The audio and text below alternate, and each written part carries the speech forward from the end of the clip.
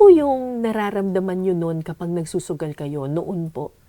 Masaya po ba? Masaya. Bakit masaya? Nakakalimutan ko yung problema ko. Oo. Dahil sa ginawa sa akin Ng mundo. ng mundo. Ganun. Yun po ang parang nasa isip ko lagi. Hindi ko inisip yung anak ko na napabayaan ko siya. Ano po ba yung sakit ng anak ninyo? Ano po siya yun, late na 24 na po siya ngayon, pero parang ang isip niya lang mga nasa 10. May learning disability. Opo. Hindi ko na rin po siya natutunan mag-aral dahil nga inuna ko yung sarili ko. Yan po. Bakit po ba nalululong sa sugal ang mga tao? Meron po bang, ano ba yung pakiramdam nun pag nagsusugal ka? Gusto mo manalo. Gusto mong manalo? Oo. Kasi kala mo madali lang, lalo na yung nakikita mo na, una nanalo talaga sa una, talagang gano'n na sugal eh.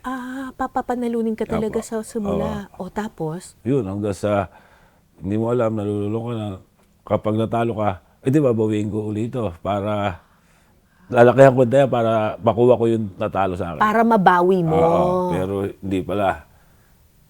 Oo. Hindi pala gano'n. Hindi mo talaga mababawi. Hindi pa pwedeng kapag nanalo ka na, tumigil ka na? Hindi ko naman naiisip po yun eh. Bakit? Gusto ko makuha ko yung pera. Gusto mo makuha lahat? Ng pera. Wala akong kaligayahan nun. Walang kaligayahan. Wala akong inaano na gusto ko makuha ko yung pera para magawa ko uli yung makapag-droga, makainom, wala. So kapag kunyari nanalo ka na kunyari sa sugal, hindi ba pwedeng uuwi na tayo, nanalo na ako eh? Wala naman po ako iniisip nun, kundi sarili ko lang. Wala. Parang gusto ko lagi maging high ako sa drugs para makalimutan ko yun.